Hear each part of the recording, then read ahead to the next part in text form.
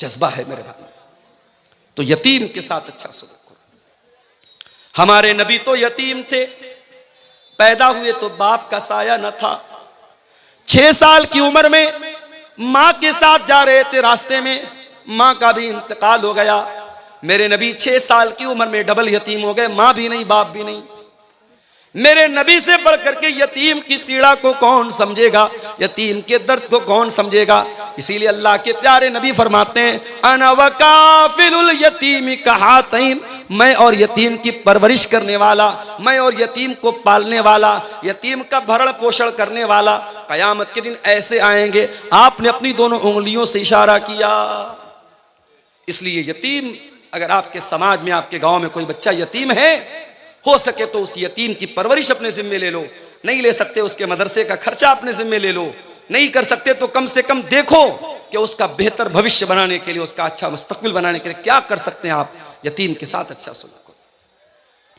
उसके बाद फरमाया वल जारि ज़िल कुर्बा, और अगर तुम्हारा कोई ऐसा पड़ोसी है जो पड़ोसी भी है और रिश्तेदार भी है, पड़ोसी भी है और चाचा भी है, पड़ोसी भी और ताया भी है, पड़ोसी भी है और चचेरा भाई भी है। अगर तुम्हारा पड़ोसी तुम्हारा रिश्तेदार है तो उसके साथ भी तुम अच्छा सलूक करो। और कुछ उलमा का कहना है कि वल जार ज़िल कुर्बा का मतलब पड़ोसी हो और मुसलमान हो। इस्लाम तो वो धर्म है मेरे भाइयों, इस्लाम तो वो मजहब है। अगर आपका पड़ोसी मुसलमान नहीं है, नॉन मुस्लिम है, हिंदू है, सिख है, ईसाई है, किसी भी मजहब का मानने वाला है, आपका पड़ोसी किसी भी संप्रदाय से, किसी भी वर्ग से, किसी भी जाति से, किसी भी धर्म से ताल्लुक रखता है, इस्लाम ये कहता है अपने पड़ोसी को तकलीफ न पहुंचाना, अपने पड़ोसी के साथ अच्छा सलूक करना। अल्लाह के नबी फरमाते हैं ला यूमिन वल्लाहि ला यूमिन वल्लाहि ला यूमिन। अल्लाह की कसम खा करके अल्लाह के नबी ने 3 मरतबा फरमाया वो इंसान मोमिन नहीं है, वो इंसान मोमिन नहीं है, वो इंसान मोमिन नहीं है। सहाबा ने पूछा कौन है अल्लाह के नबी? आपने फरमाया मन ला यामन जारुहु बवाइकहु, जिसका पड़ोसी उसकी तकलीफ से महफूज न हो, जो अपने पड़ोसी को तकलीफ पहुंचाता हो, वो इंसान मोमिन नहीं हो सकता।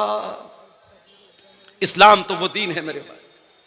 आपके घर में गोश्त बन रहा है, आपके घर में सब्जी बन रही है, आपके घर में दाल बन रही है, आपके पड़ोसी के बच्चे भूखे हैं, अल्लाह के प्यारे नबी फरमाते हैं इज़ा तबख्त मरकतन फअक्सिर माअहा, जब तुम झोल बनाओ, जब तुम सालन बनाओ, जब तुम शोरबा बनाओ तो उसमें पानी थोड़ा सा बेशी कर दो, पानी थोड़ा सा बढ़ा दो, ताकि तुम्हारे पड़ोसी के भूखे बच्चे भी उसमें से खा लें। ये इस्लाम की शिक्षा है, ये इस्लाम की तालीम है।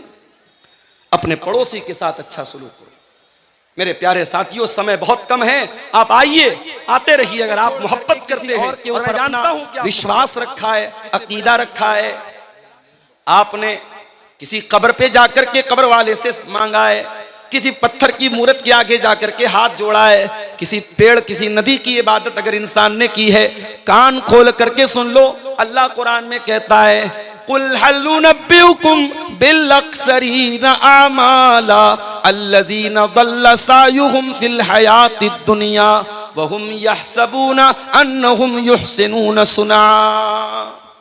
अगर तौहीद नहीं है, सारी नेकी अल्लाह ताला के यहाँ बर्बाद हो जाएगी। हज बर्बाद, उम्रा बर्बाद, नमाजें बर्बाद, दान खैरात बर्बाद, ज़कात बर्बाद, कोई नेकी अल्लाह ताला के यहाँ उसका कोई मूल्य नहीं होगा, कोई वैल्यू नहीं होगी, कोई एतबार नहीं।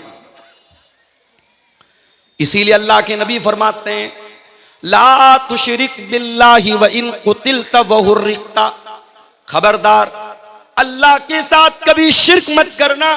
कत्ल कर दिया जाए, जान से मार दिया जाए, जला दिया जाए, अपनी जिंदगी को दांव पे लगाना पड़ जाए, जिंदगी को से हाथ धोना पड़ जाए, अपने आप को कत्ल करवाना पड़ जाए, ऐसे हालात आ जाएं, ऐसी परिस्थितियां आ जाएं, तब भी अपने ईमान से समझौता मत करना, अपनी तौहीद से समझौता मत करना। तो ये 10 बातों में पहली बात। और आगे बढ़िए। उसके बाद फरमाया व बिल वालिदैन एहसाना, और अपने माता पिता के साथ, अपने माँ बाप के साथ तुम अच्छा सलूक करते रहना। इस माँ ने 9 महीने तुमको पेट में रखा और अपनी जान पर खेल करके तुझको जन्म दिया, और 2 साल तक तुझको अपना दूध पिलाया, इस बाप ने उंगली पकड़ करके तुझको चलना सिखाया, तेरे आराम के लिए गर्मी, जाड़ा और बरसात के हर मौसम में अपने आप को खटाता रहा, तपाता रहा, तेरे सर पे छत बनी रहे, तू तरक्की करे, तुझे इज्जत मिले, तुझे नाम मिले। तेरे बाप ने क्या क्या तकलीफें सही तू नहीं जानता। अपने माता पिता का सम्मान करो, आदर करो, अपने माँ बाप की इज्जत करो, उनके साथ हमेशा अच्छा सुलूक। और अगर तुम्हारे माँ बाप बूढ़े हो जाएं, तुम्हारे पास जवानी है और तुम्हारे माँ बाप तुमको बुढ़ापे में मिले, खबरदार कोई ऐसा काम न करना, कोई ऐसी हरकत न करना कि बूढ़े माँ बाप की आंखों में आंसू आ जाए। फरमाया इम्मा यबलुगन्न इंदकल किबरा अहदुहुमा औ किलाहुमा फला तकुल लहुमा उफ्फिन वला तनहरहुमा वकुल लहुमा कौलन करीमा। अच्छा, আপনারা কি এইভাবে দাঁড়িয়ে থাকবেন? লোকজনকে কষ্ট দিয়ে আপনারা খুব নেকি কামাতে এসেছেন নাকি? এদিকে যতটি লোক আছে, লোকগুলা যদি না বসে তো ভলেন্টিয়ারদেরকে বলছি তোমরা এরাকে টেনে ফেলে দাও, বাহির করো রেখে, বাহির করো রেখে এখান থেকে। আর তোমরা কেন দাঁড়িয়ে আছো? দাঁড়িয়ে কোরআন হাদিসের কথা শুনতে হয়? এত ভরি ভরি জালসা শুনছো আর আমল কিছুই নাই তোমাদের। এই সামনে দিয়ে কেন তোমরা দাঁড়িয়ে আছো? বসো। একবারে হায়া শরম একবারে বিক্রি করে ফেলেছে। বসে যাও। এই সামনেখানে এখানে কেউ দাঁড়িয়ে থাকবে না। চলিए शुरू कीजिए। फरमाया तुम्हारे वालिदैन, तुम्हारे माँ बाप अगर बूढ़े हो जाएं और तुम जिंदा हो, तुम बाकी हो, तुम्हारे सामने माँ बाप बूढ़े हो जाएं, फला तकुल लहुमा उफ्फिन, तो खबरदार अपने माँ बाप को उफ भी मत कहना, वला तनहरहुमा, उनसे डांट करके, उनसे बदतमीजी के साथ कभी बात मत करना। सारे जमाने के लिए अच्छे हो तो क्या हुआ, अगर अपने माँ बाप के लिए अच्छे नहीं हो, माँ बाप से अदब से बात नहीं करते, तमीज से बात नहीं करते, तो तुम अल्लाह की नजर में एक अच्छे इंसान नहीं हो, एक अच्छे मुसलमान नहीं हो। उसके बाद फरमाया वकुल लहुमा कौलन करीमा, और जब भी अपने माँ बाप से बात करो, नम्रता के साथ बात करो, आदर के साथ बात करो, नरमी के साथ बात करो, कोमल स्वभाव के साथ बात करो, अच्छे लहजे में बात करो। उसके बाद फरमाया वक़्फ़िज़ लहुमा जनाह ज़ुल्लि मिनर रहमा वक़ुल रब्बिरहमहुमा कमा रब्बयानी सगीरा, और अपने माँ बाप के लिए अपने नरमी के बाजू को बिछा दो, उनके लिए अपने आप को छोटा कर लो, कभी माँ बाप से ऊंचा बनने की कोशिश न करो, उनसे बड़ा बनने की कोशिश न करो। और ये दुआ भी अल्लाह ने सिखा दी, हर बच्चे को, हर लड़के को, हर लड़की को अपने माता पिता के लिए दुआ करनी चाहिए, रब्बिरहमहुमा कमा रब्बयानी सगीरा, ऐ परवरदिगार, ऐ अल्लाह, ऐ हमारे पालनहार, हमारे माँ बाप ने बहुत कष्ट सह करके हमको पाला है, बहुत तकलीफ सह करके हमको पाला है, ऐ अल्लाह तू हमारे माता पिता पर दया फरमा, कृपा फरमा, रहम फरमा, करम फरमा। माँ बाप मेरे भाइयों हमारे वजूद का जरिया बनते हैं। चुप हो जाओ भाई, काहे काहे बोल रहे बार बार, चुप हो जाओ, खामोश रहो। बात करना है थोड़ा दूर जाके बात करो, स्टेज के पास बात मत करो। फिर तुमरा ऐसा एखाने जमा हो गेला। फरमाया कि अपने माँ बाप के साथ कमेटी नरमी के साथ बात करो। अल्लाह के नबी के पास एक साहबी आते हैं, सवाल करते हैं अल्लाह के नबी मन अहक्कुन नास बिहुस्न सहाबती, अय अल्लाह के नबी मैं सबसे अच्छा व्यवहार किसके साथ करूं, सबसे अच्छा सलूक मुझे किसके साथ करना चाहिए, मुझे दुनिया में सबसे अच्छे तरीके से किसके साथ पेश आना चाहिए। आपने फरमाया उम्मुका, अपनी माँ के साथ। पूछा अल्लाह के नबी उसके बाद किसका नंबर है, आपने फरमाया अपनी माँ के साथ।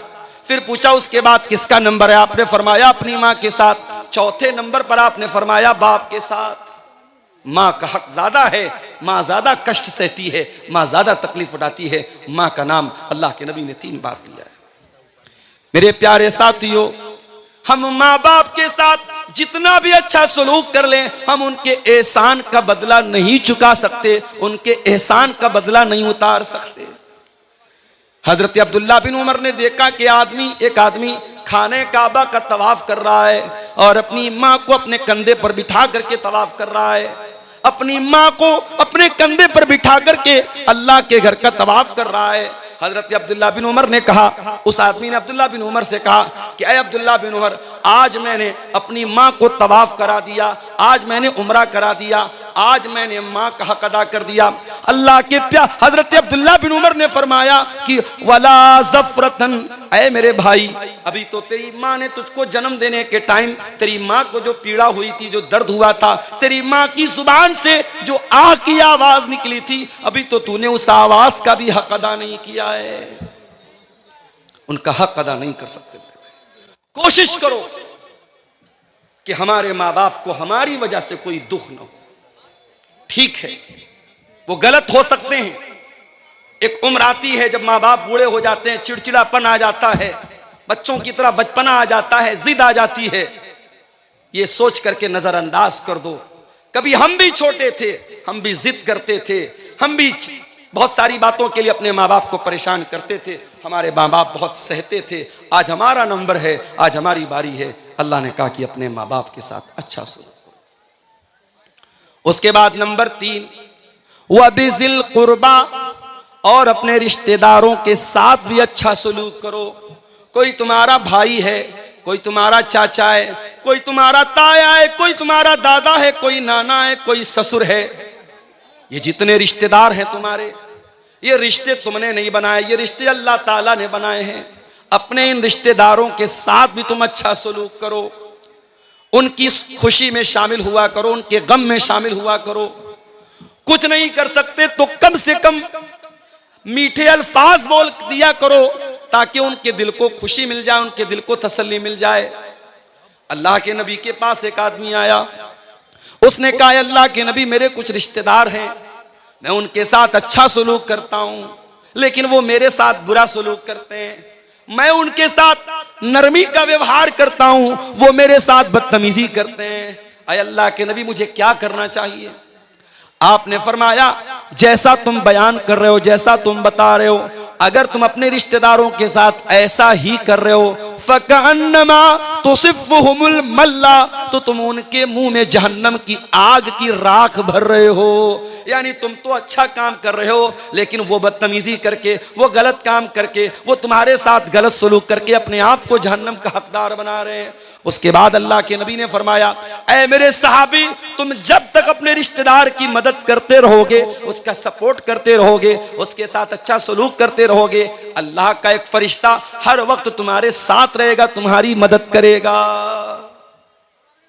इसलिए मेरे भाइयों, रिश्तेदारों के साथ अच्छा सलूक किया करो। जब आप दान देने के लिए निकलें, जब आप ज़कात बांटने के लिए निकलें, जब आप गरीबों की मदद करने के लिए निकलें, तो पहले नजर दौड़ाओ कि मेरे रिश्तेदारों में, मेरे खानदान में, मेरे करीब के लोगों में कहीं ऐसा तो नहीं कि कोई ज़कात का हकदार है, कोई सदका खैरात का हकदार है, कोई मदद का हकदार है, कोई ऐसा है कि हम उसकी सहायता कर सकते हैं, उसकी मदद कर सकते हैं। अगर कोई रिश्तेदार है तो पहले उसकी मदद करो। अल्लाह के प्यारे नबी फरमाते हैं, अस्सदक़तु अला ज़िर्रहिम सिंतान, रिश्तेदार को सदका करने से, रिश्तेदार को दान देने से डबल सवाब मिलेगा। सदक़तुन वसिलतुन, सदका का सवाब भी मिलेगा, दान देने का सवाब भी मिलेगा, और रिश्तेदारी को जोड़ने का भी सवाब मिलेगा।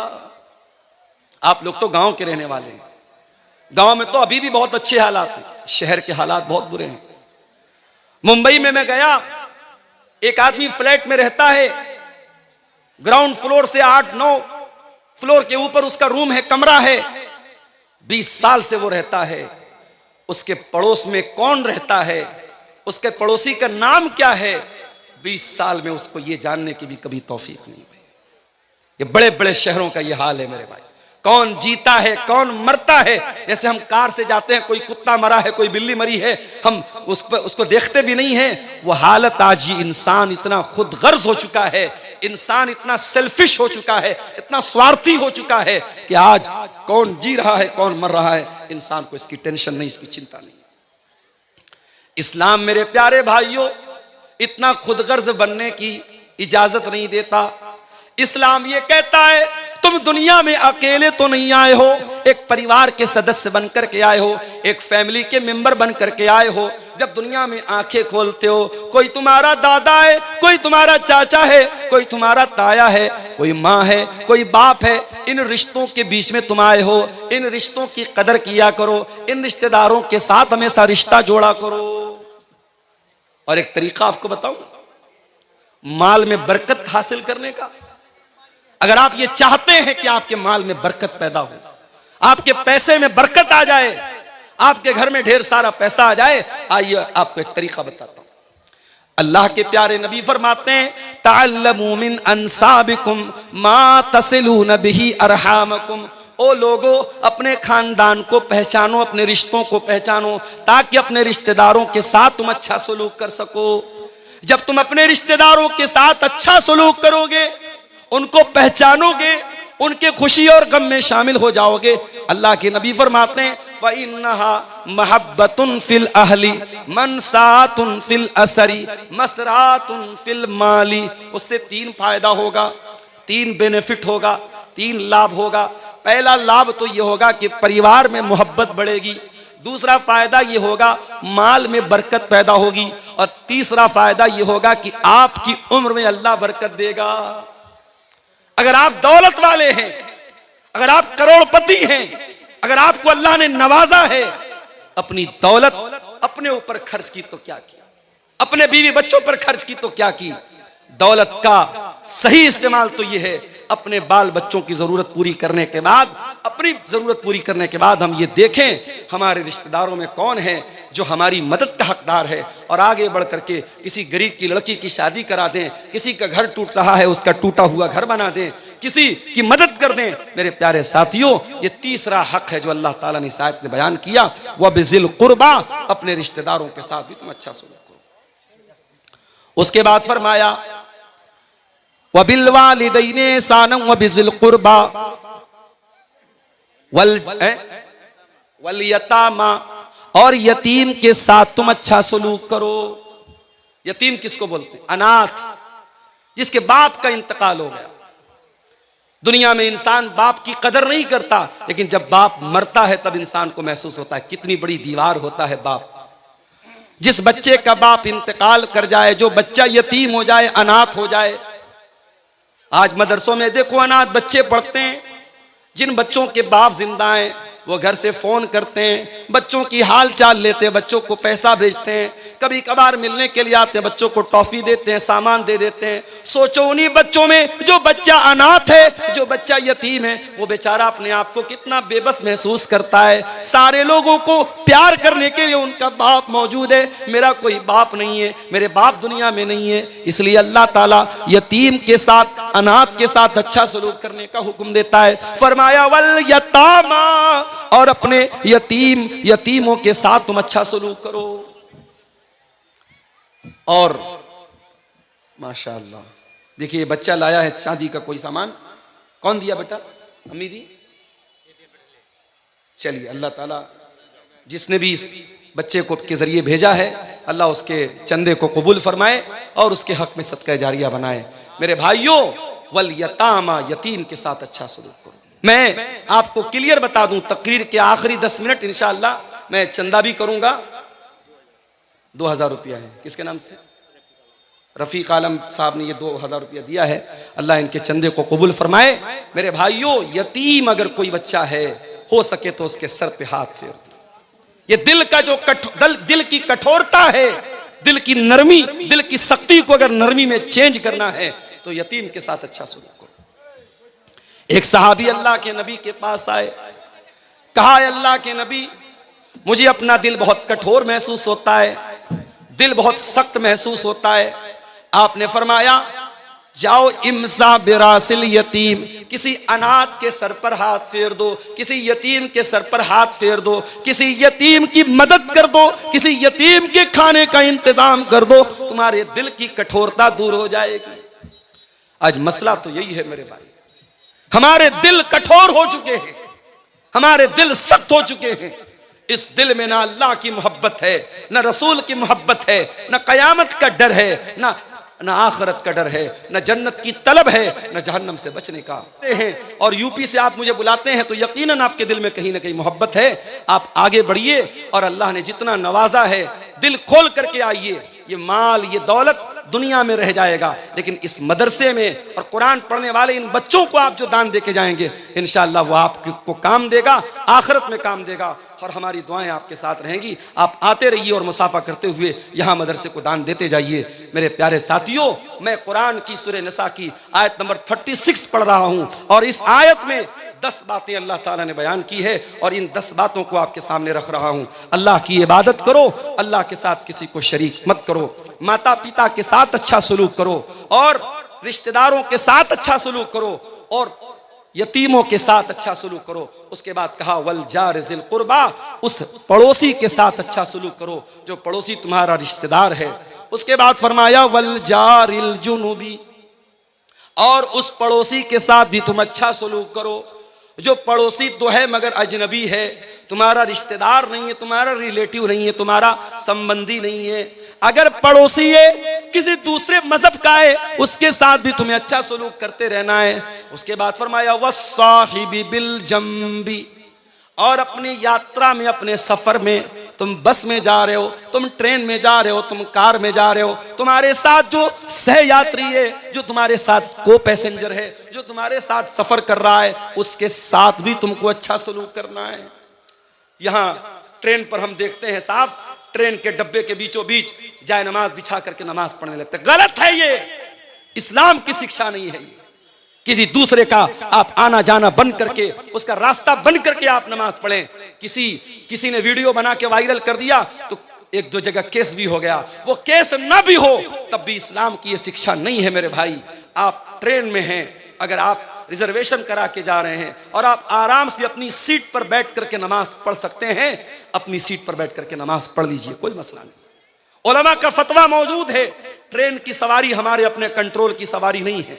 कार से जा रहे हैं, कार को रोक सकते हैं, घोड़े से जा रहे हैं, घोड़े को रोक सकते हैं, ऊंट को रोक सकते हैं। ट्रेन तो हमारे रोकने से नहीं रुकेगी। तो ट्रेन पर आप अपनी सीट पर जहां बैठे हैं उसी तरीके से आप नमाज पढ़ लीजिए। अब कोई पूछे मौलवी साहब ट्रेन तो हमारी पूरब की ओर जा रही है और हमें नमाज तो पश्चिम की ओर पढ़ना है, तब कैसे पढ़ेंगे?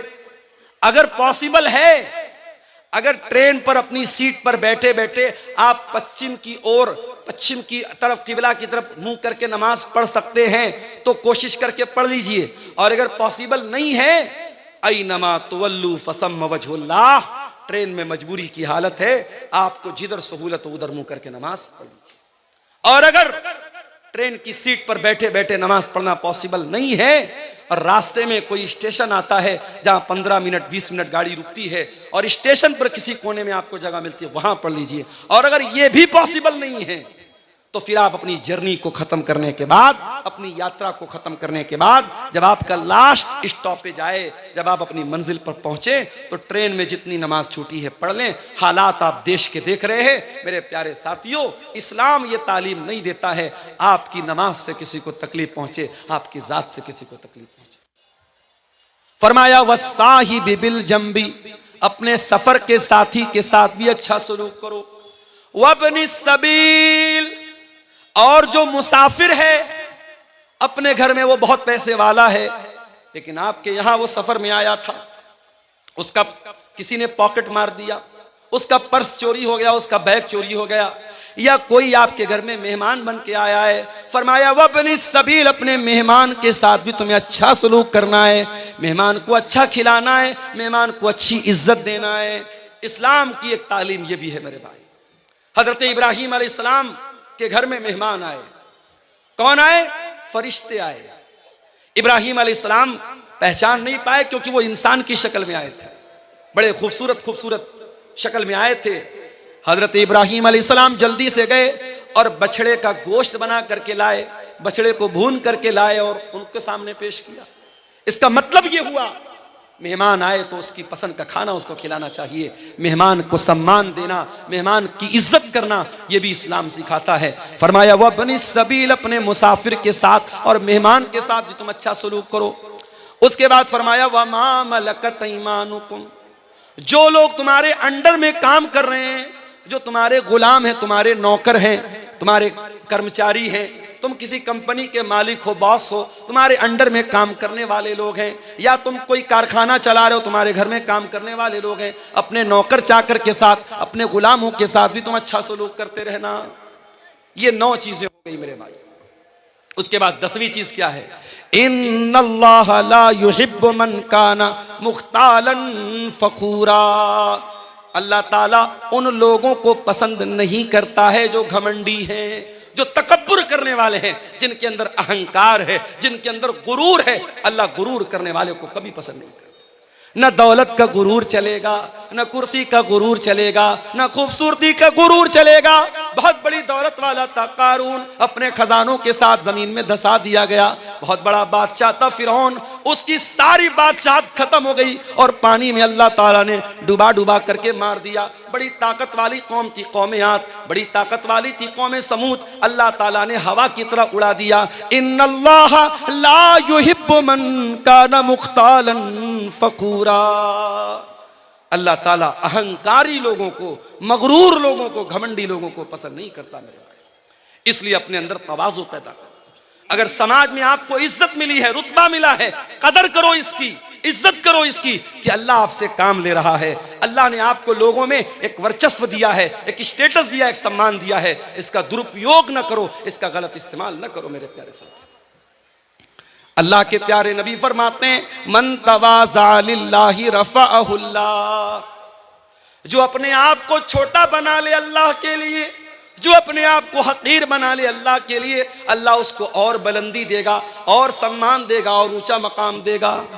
तो ये 10 बातें हैं मेरे प्यारे साथियों जो सूरह निसा की आयत नंबर 36 में अल्लाह ताला ने हमारे सामने बयान की है। अब आप रात भर जलसा इंशाअल्लाह सुनेंगे, लेकिन मैं आपसे ये कहना चाहूंगा कि एक बार अकेले में बैठकर, तन्हाई में बैठकर जरा गौर कीजिएगा कि इन 10 बातों में से कितनी बात पर आप अमल कर रहे हैं। पहली चीज क्या है? अल्लाह की इबादत करना, और अल्लाह की इबादत में किसी को शरीक न करना।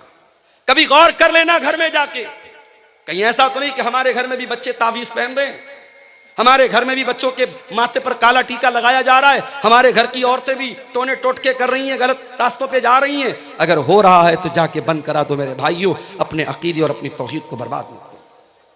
दूसरी चीज, माता पिता के साथ अच्छा सलूक करें।